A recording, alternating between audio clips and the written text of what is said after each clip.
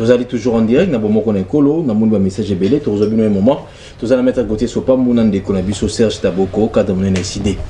Maître Gauthier, vous avez 5 minutes pour déranger, Serge Taboko 5 minutes.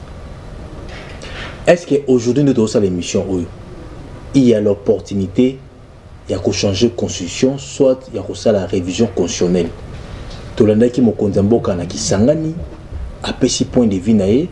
Alors bien été na mbulu ezali koya akocha commission moko po batela la makambo oyo na Lubumbashi a confirmé avec force moto moko ta ko pekisa ye ya ko ça la révision ou changement constitutionnel en face naé ba opposition ya nzala.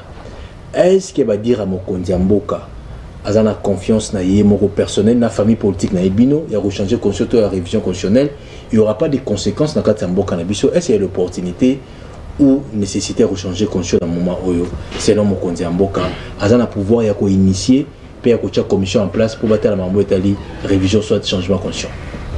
Merci beaucoup Ndeko Blanc. Ngai nazali un légaliste. Très bien. Et légaliste c'est celui qui se fonde de sa réflexion autour des textes. Très bien. Je crois que le chef de l'État, conformément à la Constitution du 18 février 2006, telle que modifiée par la loi 011-2011, qui parle ici de certaines dispositions, je crois qu'il a une mission bien définie. C'est-à-dire, l'article 69, il rend Mokonzi Mboka une grande notoriété au sein de toutes les institutions du pays. C'est-à-dire qu'il est garant de bon fonctionnement des institutions. Dans sa casquette douane, il y a une démarche ébélée pour que qui est la carte de choses dans mon avis.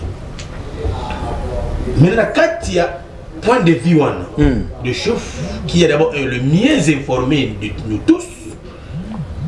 Il a estimé, il est informé que Mokanabiso au Congo est menacé par l'extérieur. Et le chef de l'État estime que la constitution au Yabiso et ça va quoi ébélé alors le calolenge ni tout ça constitution à Sika ou s'adapter à la réalité. Très bien. Mais je voudrais avoir la profondeur de réflexion dans combien d'avatomatoï. Très bien.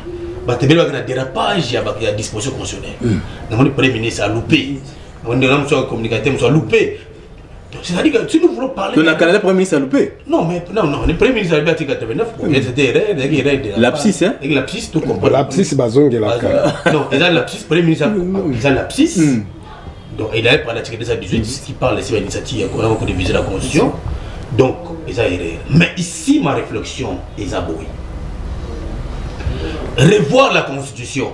Revoir la Constitution, c'est aussi respecter la Constitution. Très bien. Il y a moi faut libre constitution. Article 218 de notre constitution et puis son modalité comment qu'on réviser. Très bien. Principe d'abord les besoins. Donc nous devons dire que nous avons initié ma démarche d'avoir révisé la constitution. Deuxième analyse c'est que et puis qui s'est mis bêté. Donc il ne peut changer peu le mot pour lui conzi. Changement. Et puis l'article Nini. Il y a l'article Nini. L'article 5 de la Constitution. Ça c'est d'abord les bisous. Article combien? Là, article 5. Ok. Qui donne le pouvoir autoritaire auprès du souverain privé. Qui est qui? Le peuple. Référendum. C'est-à-dire que ceux qui veulent nous dire qu'il n'y a pas de constitution dans la manœuvre, vraiment, il peut s'imiter pour changer la constitution, ils doivent lire bien l'article 5. Article 5. On peut le lire. Lisez l'article 5 de la Constitution. La souveraineté nationale appartient au peuple. Point. Et Sili. C'est-à-dire que le peuple congolais, qui est souverain, qui est au-delà de tous, peut dire par la loi référendaire oui au changement. 5 ans dans la Constitution. Article 5 de la Constitution. Très bien. C'est-à-dire que et fais-moi brèche. Et fais-moi brèche comment la population a besoin de charge pour changer la Constitution. Très bien. Donc aucun juriste peut nous contredire ces plateaux. Ok. Pour que non, changement et PCMT dans la Constitution. Donc il y a disposition 5 là.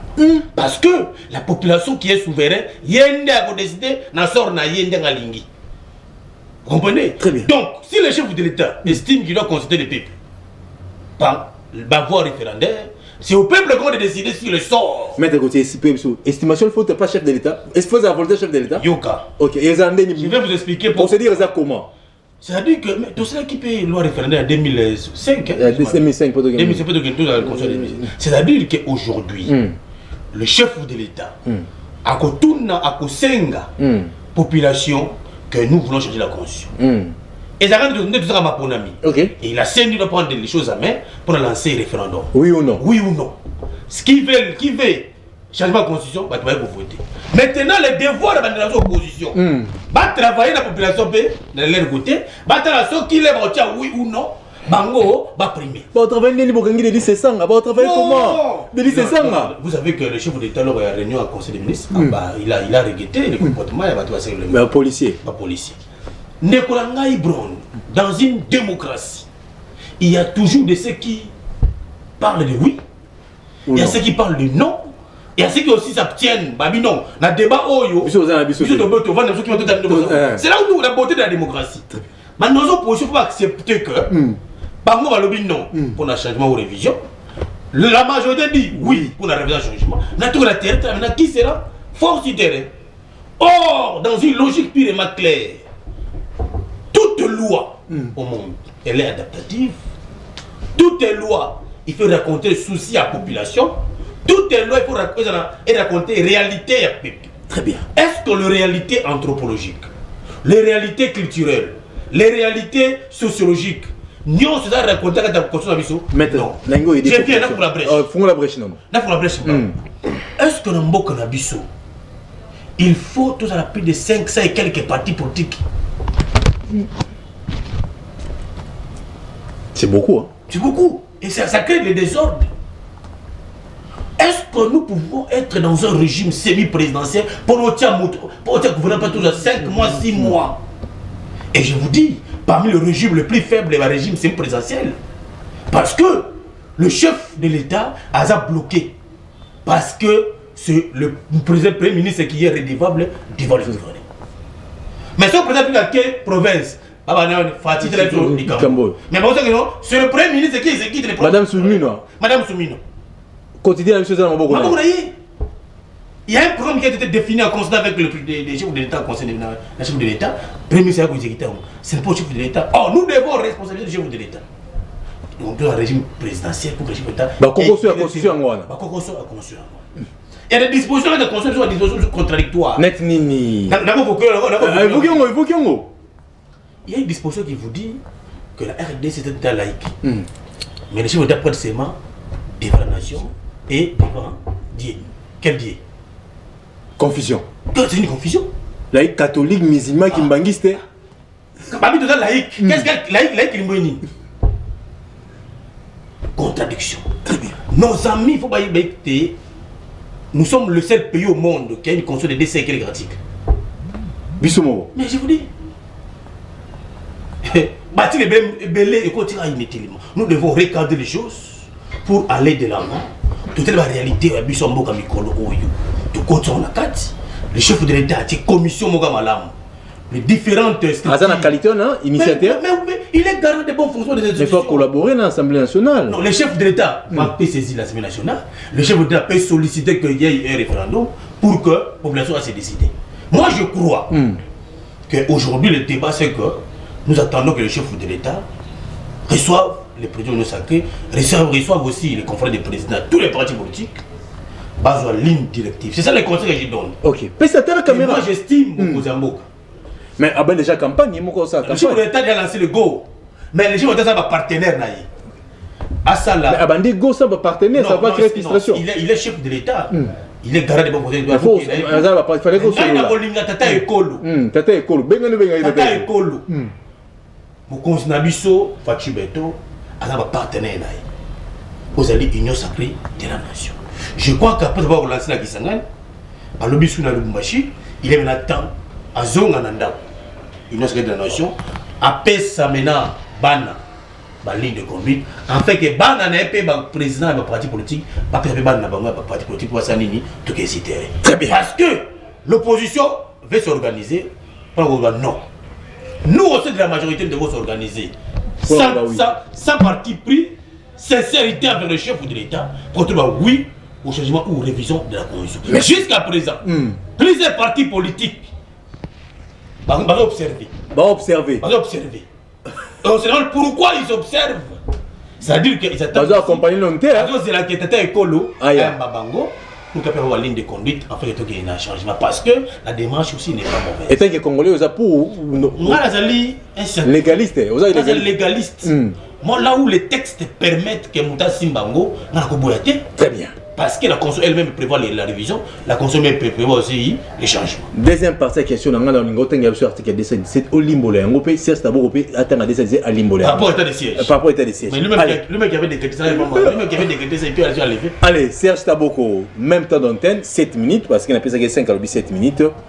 Est-ce que l'urgence est allée à changer de conscience à Moukanabiso? Tout l'an dit, président, il y a parti Nabino, Martin Fayou m'a dit à l'objet que l'urgence est allée. Conscience a un problème, tu as promis à Batou. Vous allez pour ou contre changement de conscience. Vous avez un mécanisme qui est pour la coloba non, que conscience ils allait changer, ils allait réviser, ils allait opposant. Merci beaucoup de Cobron pour notre tournoi. D'abord, nous avons rappelé aux Congolais que la constitution va changer en côté. Quand la date est à l'élo, qu'on va changer. Tout quand la date est à l'élo. Il y a mis balé. Nayoki Mawa. Et nous avons dit que bana bazana no mike na ina idée que moi nanga sala droit na Congo il faut natinde libanda mboka point parce que makambo na oké pas maître Gauthier nazo benga ko to mettre na respect on azana ngo na ye mais sinon donc à cause ana quoi faire mais raconter il soit une discussion makambo lobi ça n'a rien à voir avec le juridisme et donc à liboso la révision constitutionnelle est légale. Ça, c'est l'article 218 de la Constitution. Mais pour réviser la Constitution, ils allaient mutalali à la mouki. L'article 219 est pesibiso mécanisme pe banani bazali na makoki ya ko senga révision constitutionnelle. Moto ya liboso nazo ba la Constitution. Chef de l'État, institution président de la République, yami balé ezali gouvernement, après conseil des ministres, il y a Misato, Ezali, des chambres, c'est-à-dire des parlements, il y a Mina Imotasuka, Ezali, peuple, c'est-à-dire une portion de la population, 100 000 signatures en l'occurrence. On a pour ma cambétalie à révision. Si on a révisé la constitution, on a révisé. Il faut qu'il y ait ce qu'on appelle l'opportunité. Deuxièmement, ce qu'on appelle l'urgence. Opportunité. Et l'Union, par exemple, Nini. Lelo, Bolimbi Sanape Sakana Poe Kourosunga. Ndege toki na babimboka na biso atango ya kala. Pekino na moya lelo. Tobika ke moi bali nde mutasala kanini. Abala ka mwasi. Mais tozo mona mupepe moko ya sika et comité pe para biso ata tozo boya koloba. Tomoni pe basi ba komi kosani. Papa maman. Ba komi ko balana ata tozo loba ngo to condamner surtout biso majorité to ba chrétien mais réalité ezali yango. Très bien. Ni bali ba komi ko balana. Et quoi pe ko sala ke augmentation il y a des problèmes commis comme tellement belé pression commis to normaliser yango. OK. Ndenge lelo pe na mikili ya ba Amerika na ba Europe ezalaka te. Mais lelo à cause il y a pression na la réalité ya makambetali ya droit de l'homme ya kotika mutonta sa makamonenga zo kanisa mais et impiété te bebisa bozala la liberté ba tumusu te ya mboka te to ko ndima yango. Alors voilà la situation ya ndenge wana. Oko ba bon. Est-ce qu'il y a l'opportunité? C'est ça l'opportunité. Okay. C'est-à-dire réalité zali sur le terrain. Très bien. Est-ce urgence c'est zali? Peut-être bazo ça la pression. Tout ça là. Le qu'on a conscience de ça, la carte zaïka ka mobile, mariage zaïka entre deux sexes opposés. Beaucoup ko opposé. Likamusu ce qu'on a par exemple évolution démographique. OK. Mboka batu ba komi tellement ebele. Par exemple, Tozoaki indépendance, tu as 6 provinces. Mais si Mobutu a tiki biso, tu as 11 provinces. Nous sommes liés quoi? Ils ont les 5 hôtels qui battent comme des temps, battent comme Kebele, administration peut s'arranger comme lourde. Ça dit que Kembele, on a commune pose un document, tellement de demande de l'équipe est belé, ils ont oumé. Babi ba kabo la juridiction. Ba commission les communes, Karam, la commune à Karam, Moko Kaka. comme si commune à Karambe, commune à Moussou, Mibale. Au lieu de comme on a 24 communes à Kinshasa, comme par exemple, na 28, c'est ça l'Ikanissia Kokabakisa, ma province ou Bakisa, entité. C'est une opportunité, Zali. C'est ça l'opportunité. Très bien. Et il y a celui qui demande des aides. Mais Makamba Lobi, Makamba Lokola, Moutazo Katasuki dans le salon, dans Makamba superficiellement, ça donnait un sens. Mais Makamba Tali, on a des concepts, révision. Très bien. Dans Lobi, ils légal. Parce que les textes, c'est un document. Ils toujours, tous les documents sont perfectibles, pour changer, mais il faut qu'il y ait l'urgence et l'opportunité. Merci, merci, Chtabo. Yami Balé, tu vois ce qu'on a concept, il y a changement. J'ai le défi. Mais constitution na biso etikala ko ba makambo ya changement te article par le article 5 wana permet aligner à consinaye. Et il dit que le peuple est souverain. Mon souveraineté est dérivée de mon souverain qui na ba classe na ba moyen âge na ba antiquité. C'est-à-dire capacité à décider sans injonction à Moutoumousous. Parce que na tango akala tozala ki na système monarchique, c'est-à-dire Moutoumogo to groupe bato ba kamba mboka, ba ko décider vite mort ya bato. Lelo ba chante inversé na gestion moderne, souverain comme peuple. O bazo kamba, bazo isu ba souveraineté, bango bazali bangamba, baza bana misala. Mais nyonso ko sala senga sani atuna peuple. Siko constitution to ali nango, peuple nde mutatiaki yango. Peuple nde mokonzi. Peuple nde muta décider ki bango à travers référendum. Oui ou non? Siko sika nini ya tuna ki peuple ki ko ebisa ke ngana lembi yango. Parce que peuple nda tie bongo a tie ba disposition ali verrouillé. C'est-à-dire dans la gestion démocratique dans une république. Pour changer une constitution, il y a beaucoup de paramètres, mais je peux énumérer peut-être 2 ou 3. Ça. Notamment, il faut qu'il y ait un coup d'État.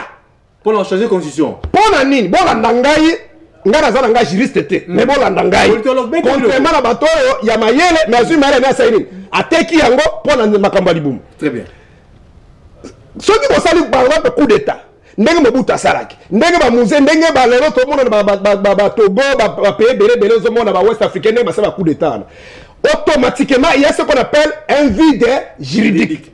Ça dit ba institution na ba bengani yango ba kamona ndenge ki wana o ya sika etikali ya sika azali obligé soit il y a ko sala o ba sa ko benga ko signer un décret transitoire, un acte transitoire ndenge musée ayaki abenga na longola ki ba o nyoso o tozaki na ngata Mobutu atie un décret transitoire en entendant bakende ko ça la préparation il y a une autre constitution donc document na motali ko diriger bino na période wana mokanda wana parce que ba bomi ya kala et ça l'est mis à travers un coup d'état de ce qui ndeko Félix Léala muki na tongo ameliti na ya sukoli alobi ke constitution na ligne en tête to ça la constitution sika mais le côté commission la constitution égalité ça s'appelle un coup d'état mais initiateur bazo a to longu na likambo révision OK makambo ya changement constitution beta makambo pesi mutana ana initiative ya ko changer te yazo makambo peuple souverain a cette constitution ngwana atena ba article ezali verrouillé révision ça makambo so to la présence ici de suite to makambo changer mais pour changer constitution et lingi babato ata bano bazana ko premier bolandanga soki la constitution o ezali oyo alobi ke za mabe et lui ba ke Félix sous président pas un président grâce à la constitution après tant que seulement grâce à la constitution tango batine bakende ko kanga ko nani Denis Sessal, c'est grâce à la constitution. Malgré la violé parce que le ministre intérieur dit qu'on n'a pas été informé. Parce que la constitution, c'est l'article 26, c'est que si on a la manifestation publique, c'est qu'on s'en informé. On a dit que la constitution, ça dit que Moutara droit au candidat, Moutara droit au foot, ils sont mon candidat. Il y a des sangs. En entendant, le point de la constitution, tout le monde a constitution. Et quand un référendum, le peuple a dit document ne peut gérer sur la Katiwana. Yango na lobi ke masolo azobete eza masolo ba quoi faire eza masolo ba lobi mbisi ça dit il faut qu'il y ait un document ouais qu'on vende ouais qu'on gère bino na moment on a avant document asika ouais il y a pe document asika na yenta ko sala mona ndako na batu na bengi wana ça dit bango ba komi ba constituateur constitution dans une gestion moderne c'est ezaka toujours ba parlementaire bazali émanation ya peuple ndenge tozo exemple par exemple na figure na cas tozaki ya Congo musée a sali acte transitoire tolongu ana ba tie mwana na ye na ndenge ba tiaki na ndenge ki yake ndenge toyebi Alors, toké na sali siti mobulu et sali parce que pourquoi babembe basima ki nduki babe azali wana za la constitution te agaya ki élection te. C'est pourquoi ba se rebella ki na ye. Donc celui là Félix Aboy constitution tout le monde va faire le meilleur pas à président de la République te. Donc azali abandi sur les néants. Donc yango to gena ki na sali siti ba to connaître intention ndimi que Kabila a besoin ko imposer droit ko imposer mututé pour gagner l'élection te. Alors ndeba imposer ki to ça ni to vendre. C'est quoi pour to vendre ti to zoa Constitution en 2006, il y a eu un acte de constitution il y a transition. Avant ce qu'on Constitution en 2006 sur Ezara comme les opposants de Nabi Sonyoso, il y a eu la commission, na Sénat, na Parlement pour préparer la Constitution. Après qu'on ait référendum, peuple andimi yango. Deni ma ke ma moto Félix de Félix Azoloba, yango moni président matin fa autre côté à saler au titre na tongo wa que Félix peut-être ba constitutionniste va vendre pemene bazoka soni bazo banga pona mbongo aluka bango bazata na GD G3 na L1 ba ko sungaye pour ma bazoloba c'est vraiment n'importe quoi et ni ba que commission ko tiara bazali na pouvoir ni bazo ngo wapi commission ezalaki na tango ya transition ya MPC4 ezalaki commission ya parlement otondimaki yango na San City. On se comprend. Olivier Kamita tout. Bon, Olivier Kamita dit tout d'abord accepter ça. C'est cette commission là nde bango bazalaki wana pona ko préparer document wana on se comprend à travers ba expert ba yaki ndenge kendeki na kisangana ainsi de suite mais bango pete nde basali constitution na bandimi yango à travers le peuple via un référendum. C'est-à-dire c'est pas le parlement qui a créé la constitution. Mais ce sont des idées que les experts ont fait par rapport à la commission libanaise qui a Sénat dans l'Assemblée nationale, mais elle qui a il y a référendum. Donc, nous avons besoin de la logique de Félix. Quand la commission des autres côtés, nous avons besoin de Sika. Il y a aligné les yangote. Mais selon lui, il y a un esprit naïe. Ezali, mais mon sous-souper, c'est-à-dire que nous avons des documents. Il y a une logique de Félix Sika. Il y a des gens qui vraiment. Bon, on a respect de Félix, mais le débat est vraiment que ça, qui bat mon sous, peut-être que ça va quoi baisser, c'est trop terre à terre. Ce qu'on entend, commission, un document, c'est quoi la constitution, et on a référendum. C'est non, il est. Bon, on a référendum, on a fait comme ça, Carazo, ça est la CAC. Donc, ça, le référendum, la commission, on a, constitution, Carapé, il y a ça, la CAC. Azada, on dirige Bisso, mais référendum, la constitution, c'est que ça, les mains, oh, il y a Carapé, ça, Boyango, mais ils ont un zerg. Ce qui est mis, on a référendum, le bureau, il y a commission, après, ce qu'on a, et il y a ce qu'on conseille sous deuxième référendum, il y a pas les alliés à la commission. Commission les a constitué. Commission dans le but, selon hier, et l'équipe de parlement, peuple, bandi mayango, na référendum. Après, si vous avez sous deuxième référendum, pour la constitution, comme dit Mawana. Donc, élection, tout ça, là, 1 milliard, 500 000 $ pour une élection, Moyibi, tout ça, les sous deux référendums. Dans Mboko, Maïzalité, pour Zalité, Nzélé, comme Zalité. Wana na outil déjà pour balayer. Zalité, abelo ko empêcher Zalité. Wana yo ke ina ba incantation. Ah, Kolanda bango tendeko. Tibalobaka wa ke Kabila, tout ça na souko ba travailler na Kabila. Kolanda ba politique congolais. Na raconter ce qu'on ndeko na ngai. Rapidement, au terme de 2 minutes. Non, tout ça ka biso mo mi aller. Ako ko récupérer ta il y a pas un problème ndeko. Na PC exemple à coup d'état. Deuxième possibilité, on va changer la constitution. Et ça révolution populaire. C'est-à-dire l'institution ça n'est pas vendu peuple alingité à Bengani ba bazali wana batonyoso. Bon bakoya wana bakoya bongote. Il faut toujours assise moko ezala un acte de transition ezala ba ko préparer la constitution ya sika. Troisième possibilité, et qu'on a par exemple toyeno bazo benga une nouvelle état. Pardon, un nouveau État, Bolimbis, un nouveau État. C'est-à-dire que nous avons un Soudan, Cabane, Soudan, Nord, Soudan, Sud. Vous avez un pays moko, la conscience moko. Si vous avez vous n'avez pas une constitution. À ce moment-là, on doit rédiger une nouvelle constitution. Mais il y aura toujours un acte transitoire. Pour la coco mananini wana. Quand ils allaient pour un changement. Je ne parle pas à révision. Alors, l'ongola siko biloko na yo ki alobia wa epesi ngai. Ah, ndeko ça l'émission biso libala. Non. Permettre ngai quand la sujet mo souci mande. Permettre ngai non limbi sandeko. Problème ezalité. Mais toi biso mo balé ba trouver belete. Au cause de 3 minutes ko kata na 6 na boina longola fi de pardon vraiment nazo sengo pardon na caméra. Permettre ngai biloko alobia ko tika la bongote. Alobi boy. Alobi mboka oyo d'abord bandit kamuna na zone rapidement pose salanga pression. C'est un état laïque. yango zomona mboka be président public akenda ko prêter serment likolo ya Bible ya Nzambe nini. Et c'est vraiment terre à terre. Makamo soko yebite tuna batu ba yebi. Être un état laïque lingo bakaki, ce n'est pas la religion qui dirige l'état. Et ce sont si quoi ils diriger l'état ezali ba institution. La laïcité ni ba ke mutra mutra sabela Nzambe ya alingi.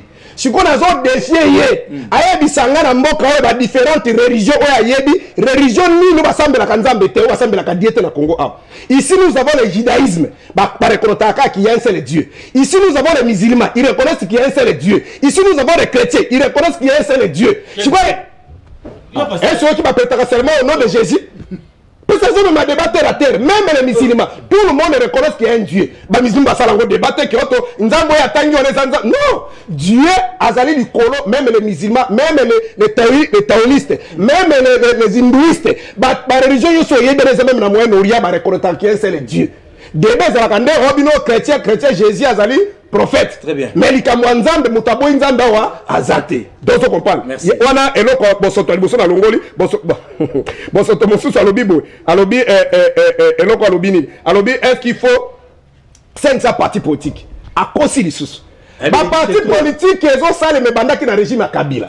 Bazo benga ngo ba parti mallette. C'est-à-dire na mibe kwa mboka na biso pour ça la parti politique qui fait la ancrage national. C'est-à-dire parti qui fait la représenter dans toutes les provinces. Ba parti zo mona o mukoto ko zo président so lokola Fayulu. Ba parti to ko kufa parce que ça ba parti o ba to pouvoir. Bango mo ba saka nini? Préva la pina d'élection.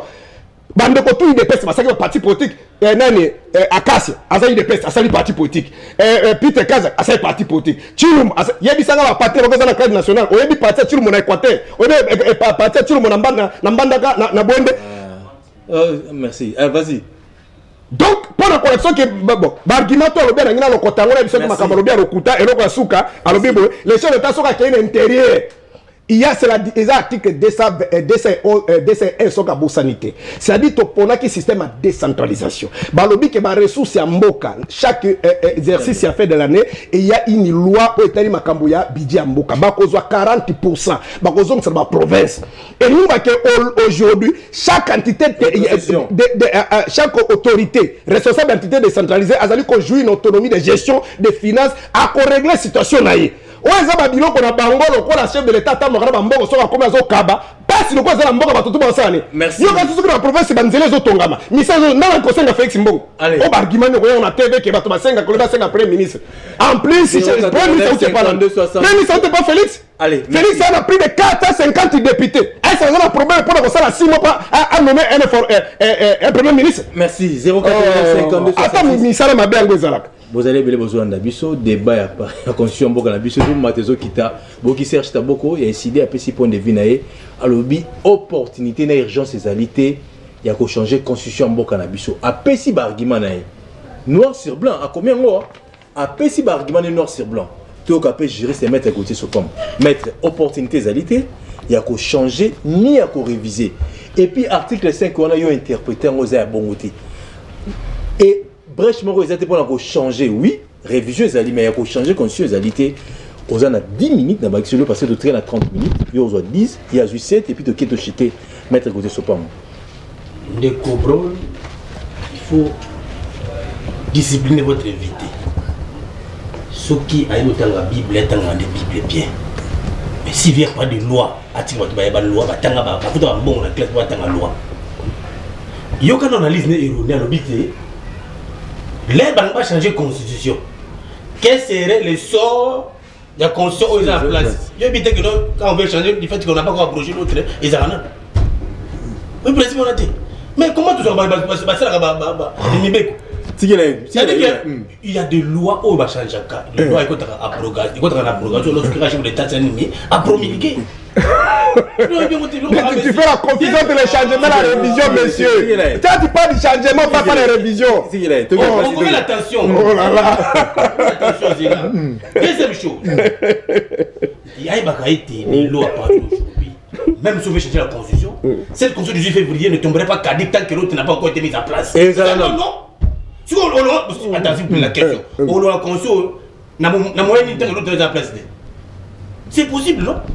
C'est-à-dire que du fait qu'on veut aller à un changement de la constitution, il faut d'abord commencer par supprimer cette constitution, tout a changé, mais c'est ma beauté. On doit accompagner. On doit accompagner tout jusqu'à la fin. C'est-à-dire quoi? Explicite un peu. L'explication clairement doit comprendre que. Jour au robot, oh non, quand on ressent la ronde d'Engeni. On va d'abord. Par un document, il signe comme ça, des secondes, tout on continue. Expliquez, parce que tout le monde m'a dit. Non, nous devons expliquer. Comment on peut quitter d'une constitution une autre? Expliquez au Congolais. Je vais vous dire ça. Ne criez pas. Non, ça c'est ma façon de parler. Juriste, explique au Congolais. Sois calme. C'est-à-dire que. Tant que tu n'as pas changé pour réviser, on a un changement de constitution. Ok, changement. Du fait qu'une autre constitution qui n'a pas été légalement mise en place, l'autre qui a été légalement d'abord en place, fera son travail jusqu'à la fin. Très bien. On ne débat pas, c'est un faux débat. Deuxième chose, il vous dit que le Premier ministre est coach en fonction, à la Premier ministre Fatih Bakouna qui est. Donc tu vois pourquoi nous vous enseignons. Dans ce régime semi-présidentiel, c'est le parti qui a une majorité parlementaire qui soumet le Premier ministre, monsieur. On a proposé un Premier ministre. Il y a une majorité parlementaire, il faut. Il y a une majorité parlementaire. Il faut changer la constitution parce qu'il y a beaucoup d'exercices. Comment pour mettre le gouvernement en place, il faut avoir informateur, il faut avoir formateur, il faut dégager la majorité parlementaire, plusieurs exercices. Donc, deuxième recadrage. Troisième recadrage. La majorité parlementaire, comment on a formalisé que lorsque l'informateur est identifié légalement. Ce informateur, c'est comme ça là. C'est légal. Donc, laïcité implique la neutralité de la religion. Maintenant, ceux qui ne prient pas, la catholique, suivez cette logique par exemple. Contradiction, laïcité implique la neutralité. Là, le chef d'État peut serment, je vois 5 confessions religieuses viennent. Maintenant, ceux qui ne prient pas, ceux qui ne comprennent pas la catholique, l'église réveille, qui magiste était, va naître. Ils sont représentés par. Il vous a dit que Dieu n'existait pas. Parce qu'il ne prie pas catholique. Il n'a répondu. 5 confessions religieuses. Mais ok, j'ai belé. Ok, il faut nous aller belé. On va croire, on va catholique, on va catholique. Tous nous devons être là pour nous. Dans le principe, il y a neutralité, il y a religion. Elles sont contradictions. Troisième chose. Neko. Quand il y a été intimidé par tout ce que vous avez changé de tenue, vous n'avez aucun pouvoir d'intelligence de réfléchir. Très bien. Il y a des parties facilitées parce que. Pourquoi tu dois péter à ça? Donc, nous allons prochainement les sous-souter. Quatrième élément. Par rapport à l'acte transitoire, il y a un musée, tout ça. Nous allons sous prochainement, c'est la recadré. Tant que l'eau est légalement mise en place, elle a projeté, elle a changé, l'autre qui a été légalisé de toujours à la fonction, ti et Gosalima. Donc, ce n'est pas ça le débat. Très bien. Maintenant, l'article 5. Lorsqu'on dit la souveraineté d'un peuple, monsieur. Et le but référendum début à la souveraineté. Non, lui il ne connaît pas. Je ne comprends pas que lui il maîtrise Genèse in Apocalypse. Puisque l'article 1 Tinasouk. La souveraineté des peuples, c'est un pouvoir au-dessus de tous. Très bien. C'est-à-dire que lorsque le peuple est souverain, il peut faire tout ce qu'il veut, il y a pour que sa peuple était. C'est le principe de l'article 5. Dans sa casquette, il y a un souverain premier, qui est le peuple, peut initier une action pour que nous puissions aller dans le changement de la constitution. Oui ou non? Oui.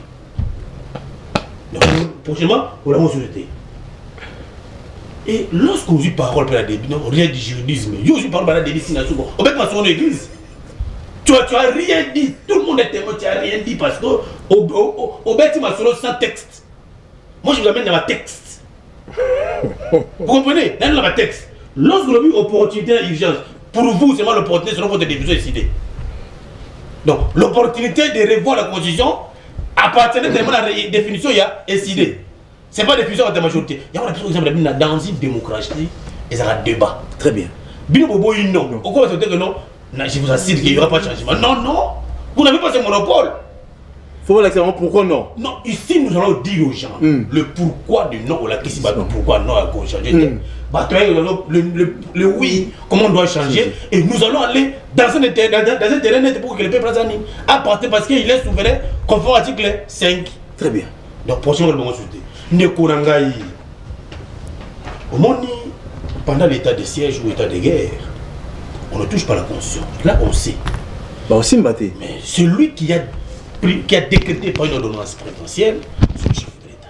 Les garants des bonnes fonctions de l'institution. a dit voilà, dans mon issue de la sécurité tel, je décrète état de siège. C'est lui-même qui est le chef d'État qui avait pris ça, il peut aussi enlever. Donc cette question-là, non, bon, tu as rappelé à Tigre, ici, chef de l'État a lancé balle. La commission qu'il mettra en place, c'est une commission qui va traiter toutes les questions liées à la révision au changement. Il y a des experts qui seront là. Sous-bassement juridique, il y a commission. Commission dit. Mais c'est qui est très cher. Je vais vous lire l'article 69 de la Constitution. Lisez. Le chef de l'État, il est garant de bon fonctionnement des institutions. On a combien d'institutions dans ce pays? 4. Parmi les institutions, vous ne voyez pas qu'il y a une président de la République. Il faut mettre une commission pour créer. Mais l'institution de président de la République, il peut créer une commission pour réfléchir autour d'une révision constitutionnelle. Donc l'institution président a la mission de créer une nouvelle constitution. Ça c'est votre raisonnement. Je dis ça. Le chef de l'État, il est le président de la République. Il est la première institution de ce pays. Dans cette cassette-là, il initie les actions pour l'intérêt peuple. Pour créer une constitution. Si la constitution, on devait débattre s'il vous plaît. Pour la créer, il va créer. Il y a la commission en place. Mais la commission c'est pour créer une constitution. On a dit que c'est pour créer une constitution nécessairement. La commission. Réfléchir pourquoi. S'il vous plaît. Très bien. Lorsque le chef de l'État mettra une commission. 10 minutes de coquille. La commission que le chef de l'État mettra en place, il a un objectif et vous a défini. Ok. Il a peut-être entre autres, d'abord voir les modalités d'usage pour la changer ou réviser la constitution. Très bien. Donc maman, tu vois, dans préalable, disposition ni l'institution pédagogique ni EPC et article 60. Le bon fonctionnement il y a une institution. N'est pas créer une commission pour réfléchir sur une nouvelle constitution. Ça c'est vraiment terraté. Nous en droit. La constitution ce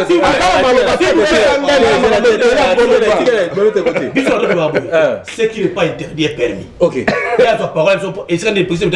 Merci beaucoup. Ok, d'accord. Mais vous ne voulez pas comprendre. Mais que gérer, c'est un débat et ça a moins complication. Article 217, chef d'État Bizarre, une partie de ma belle ambo cannabiso. Article on a et le binini. Et puis interprétation, vous avez esprit dans la lettre le baranini. Article 217. Et le bar vraiment nini, esprit dans la lettre. Ndeko Brown. Biso, nous avons un légaliste. On dit qu'on a eu bengi. Il faut bien des juristes ici parce que Babylone a été aujourd'hui de quel niveau. Alors, on va comprendre derrière ce que je parle ici. Parce que quand on me demande la question, quelle commission. Répondez.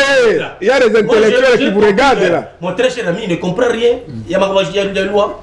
Quand quelqu'un vous dit en place que non, du fait qu'on veut changer la constitution, consomme ces astuces, les gens vous détectent mon cas de non. Chantez chez l'article 217 pour vous lire en toute intégralité. Esprit dans lettre en haut. Quand on fait ça, beaucoup malouba.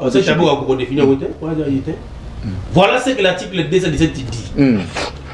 La République démocratique du Congo peut conclure des traités ou des accords d'association ou de communauté comportant un abandon partiel de souveraineté en vue de promouvoir l'unité africaine. Abandon partiel de latini. C'est-à-dire que la souveraineté, d'abord la souveraineté c'est quoi?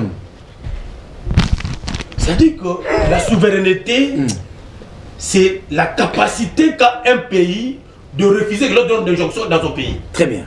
C'est ça la souveraineté. On a dit monter. Moi je suis d'abord dans le voilà, ma belle est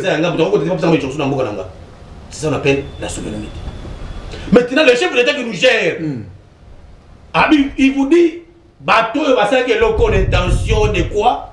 De vouloir concéder partir avec Nabiso. Son gars au contenu. Le chef de l'État qui le dit. Très bien. Abi comprend l'article 217. Il y a la praticabilité.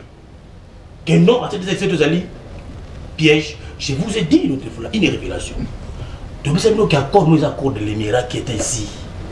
Lorsque nous avons entré au pouvoir, à l'obé qui lorsque la côte n'a pouvoir, n'a pas abandonné une partie des terres sur 300 km pour l'intérêt à bateau. Mais en réalité, c'est une phase qui est tournée pour l'article 217. Et le chef de l'État qui est le mieux informé de nous tous, il nous dit qu'il est pays en danger. La partie qui a été ciblée, c'est la partie à Katanga. Si on a informel, tu contredis le chef de l'État.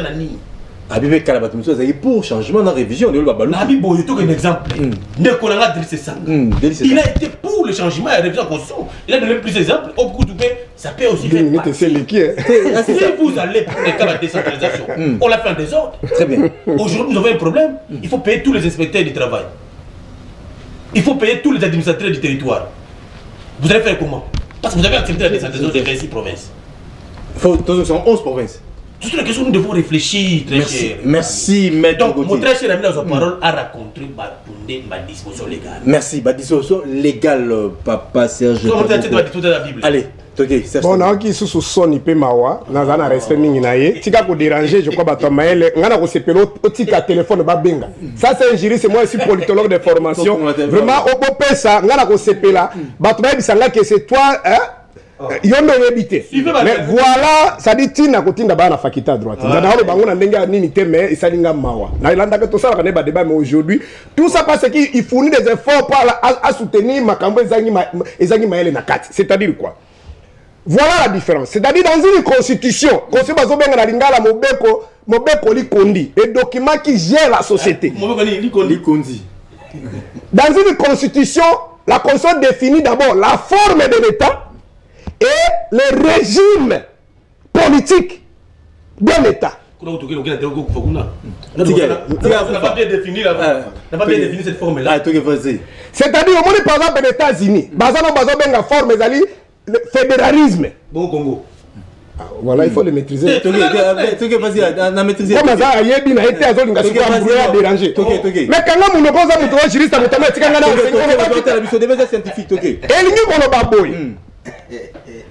Système autosali nango il faut bazobenga unitaire décentralisé ezali défini na kati ya constitution soki peut-être de l'on ont échappé dans cerveau na yé différence entre réviser et changement c'est-à-dire quoi soki a na logique azo ba constitution ya kala ko vanda kaka ya sike koya wana za changement te wana za révision c'est-à-dire ndenge Kabila changer qui la constitution reste en place même si on va réviser on aura toujours là les mêmes documents qui régissent la société.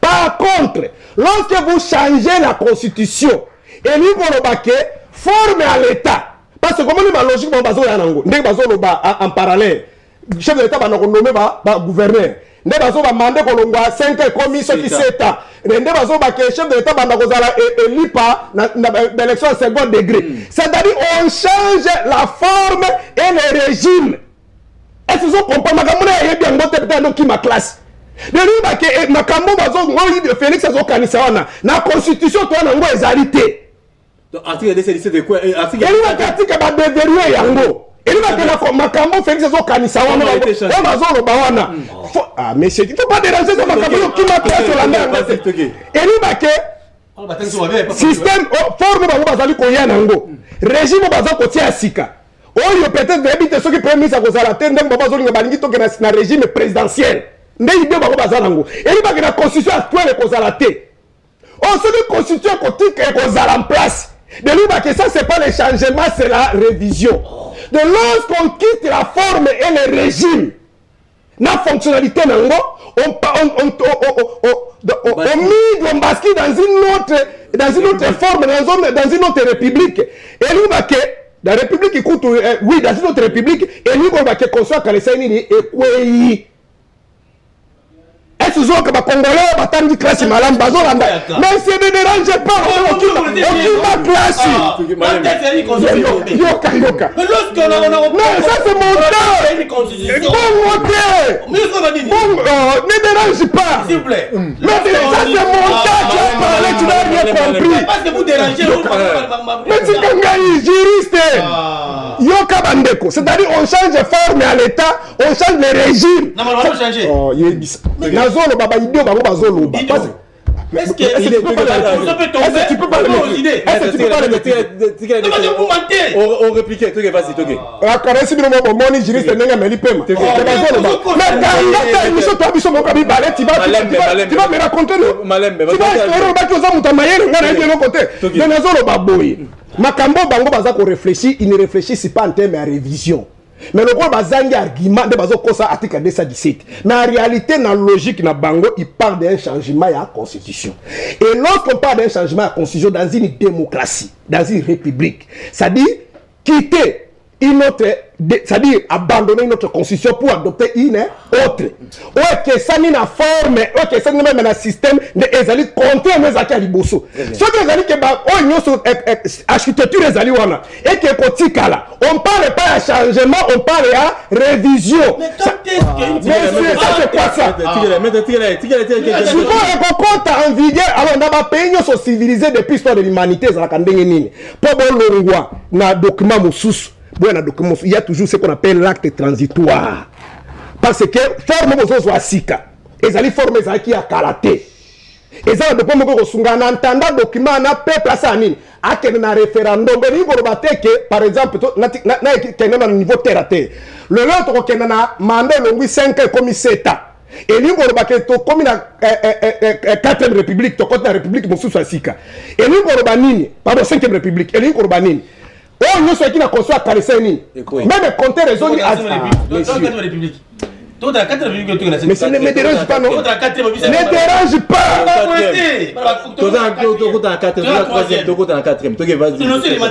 Donc, oh, nous sommes allés actuellement, ça dit compter les bandits à 0. Ça dit Félix. Ezala Kabila, Ezala Nyonso, Félix a raison à la course, mandat comme c'est parce que la constitution, nouvelle constitution, mandat Ezali Soussou, 50 renouvelable initial. Peut-être la constitution, on va s'y caler, bazo kanisa de Gozala, et mandat, 7 ans, renouvelable jusqu'à la mort. Est-ce que vous comprenez? Ça dit, vous entrez dans une autre république, vous entrez dans une autre forme, dans un autre régime. Makamora Yakima classe à l'anda Angote.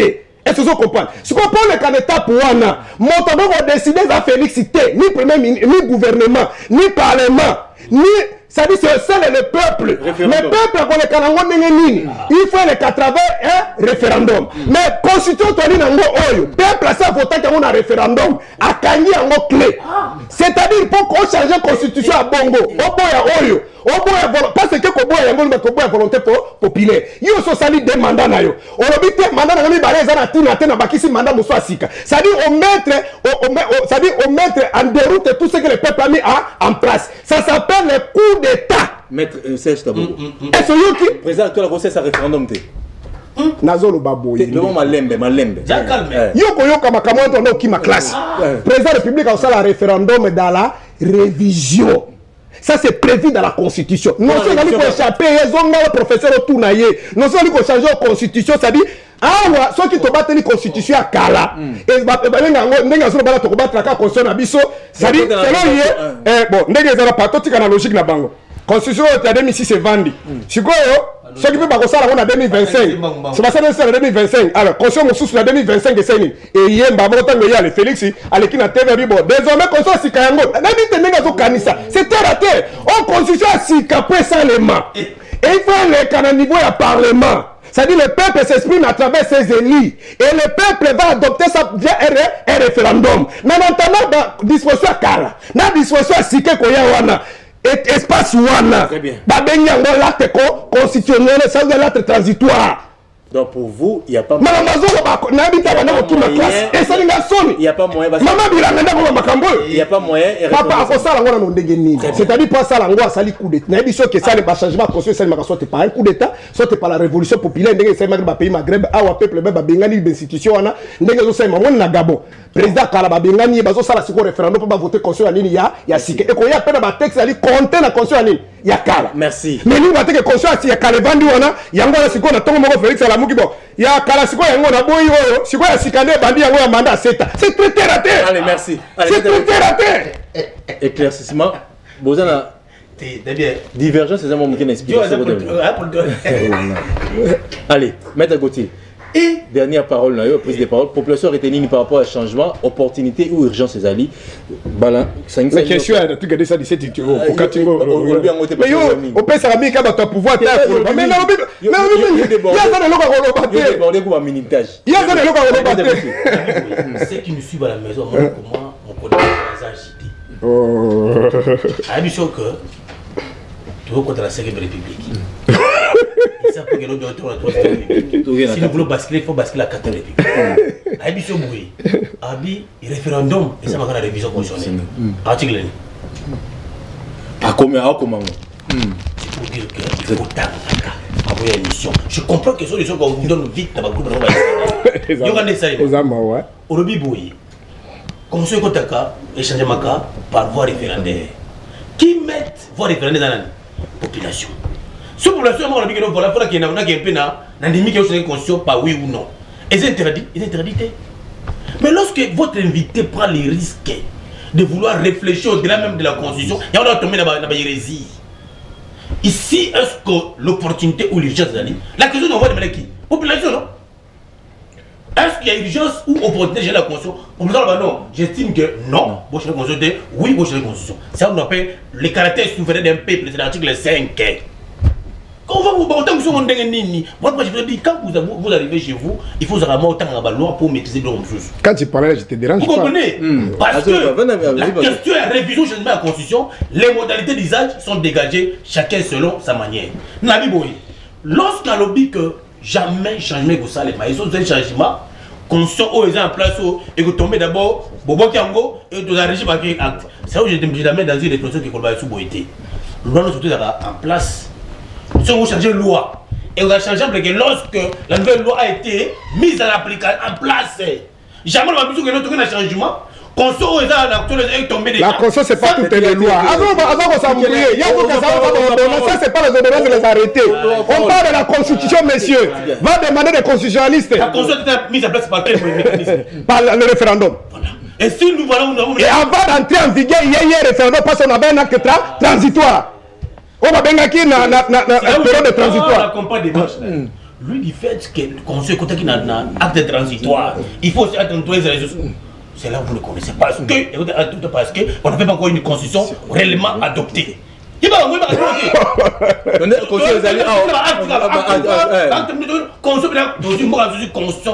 en 2006 avoir promulgué au comment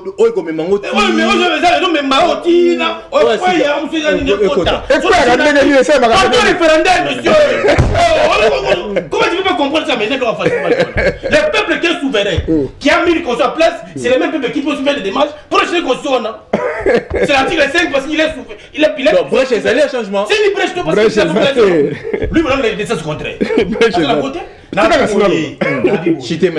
Là où il vous dit même que quand je réunis une présidentielle, le chef de l'État a consulté avec le Premier ministre, il a un programme de gouvernement. Et celui qui exécute les bonnes c'est le Premier ministre. Mais lorsque vous voulez, le chef de l'État qui est province sur le Pagala, c'est le papa à Télém sur le Congo. Mais ce n'est pas le chef de l'État, c'est le Premier ministre. Très bien. Bien, on nous a échappé. Le régime semi-présidentiel. C'est parce que vous ne voulez pas lire. Ne comprenez. La question de l'opportunité et l'urgence d'un changement au référendum de la Constitution appartient au peuple. Très bien. Le peuple est souverain. Oui ou non? Le peuple est au-dessus de tous. Le peuple va décider s'il faut changer ou réviser, oui ou non. Très bien. Les solidarités au peuple congolais. Merci. Maître, est-ce que le changement de régime qu'on a aux États-Unis, Trump causant à la pouvoir, avantage ou désavantage des africains? Moi, je me rallie au message de félicitations au président de la République, qui a dit très sincères félicitations. Dans l'élection, il y a mon amboka Donald, américain Donald Trump, qui a été élu. Je crois que nous ne pouvons qu'observer. Nous, les plus importants, c'est pas d'abord du Congo. Très bien. Moi, c'est le Congo qui. Vous êtes plus important, c'est le Congo. Merci. Allez, Serge Taboko. Respectez 4 minutes parce que monsieur Sili. Bon, l'andama Kamoyo sur le côté contrairement à Mosuna, avant la 6 ma constitution, à Bagelo Mosusoa, le chef de l'État nomme le premier ministre de la majorité. Constitution, l'article 78 et le Bible. Lorsque, après les élections, le chef de l'État nomme directement le premier ministre de la majorité parlementaire, c'est-à-dire parti même qui est dans l'élection. Ton regroupement n'a eu une majorité simple ou majorité écrasante. Majorité simple, nous avons 251. Majorité écrasante, c'est au-delà. Si on a majorité même simple, ils nous mènent une personnalité qu'on appelle informateur, pas qu'il est identifié. C'est la raison pour laquelle Ndeko Félix, n'a Kabila Tabasali, Bakop na Bango, Baboua qui nommé informateur pour l'année. Pour Kabou, il y a Kabou, de Mouilang, Balekaki, na TV Babi, que Kabila a déjà, juste après le résultat, Bamonde que Kabila a pris de 350 députés. C'est pourquoi Baboua qui n'a FCC cash, Baboua qui nommé informateur. Ndeko tozo betra bino li sorobo. Ndeko Félix car ba publication ba résultat ça a plus de 450 députés. Il n'a pas besoin de nommer un informateur. Wana makamuna yebi yangote. Parce que ba député mais ce ne dérange pas, tu connais rien. Les 450 députés ont été découverts avant ou après? Les 450 députés ont été découverts. Juste la publication des résultats parce que, écoute, monsieur. Là, c'est informel. Monsieur. Il faut le formaliser, monsieur. Ça dit, tant que l'élection, soit aux alignés par les partis politiques, soit par regroupement ou plateforme. Ceux qui plateforment déjà, ils soutenir Bron, ils ont déjà majorité. Ils ont besoin d'économie informateur. Et tout le monde sait que plateforme soutenir Félix et puis c'est plus de 400 députés.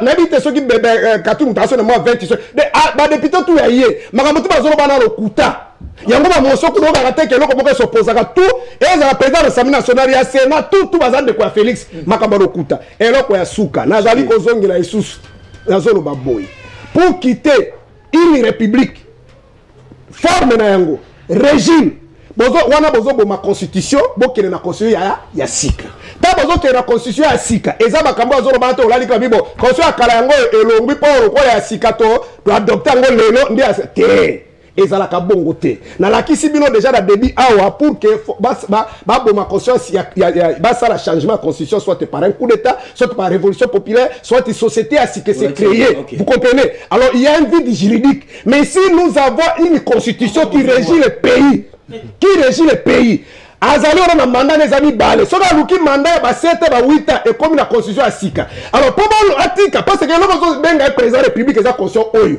si quoi pas la constitution président de la république akanga bato a menacé ngazo menacé ona akata na constitution à sika il y a toujours un document moko ko le kana niveau parlement o bazali ko benga proposition de quelque na référendum peuple qui na ko voter si quoi période wana quel yango moni yemoka lo bibo à côté de la commission malheureusement sa commission n'a pas un soubassement juridique c'est-à-dire que ce groupe baninga na eba vandi bani ko réfléchir constitution sika en attendant à Kalevandi wana zo sunga bango pour ba côté à sika c'est un coup d'état c'est pourquoi je vous rassure ici que Epone Kati n'est pas informé pourquoi parce que alanda ba petit juriste bande ko kima cour boete ba yebi matière était donc voilà allez merci Serge Taboko merci même article 217 à lobby wana ezape bongote bazo bakamba souveraineté article 17 il faut pas faire la confusion entre l'article 217 et l'article 214 l'article 214 au makambo ya session ko céder une portion à mboko na biso ça doit nécessairement passer par un référendum mais souveraineté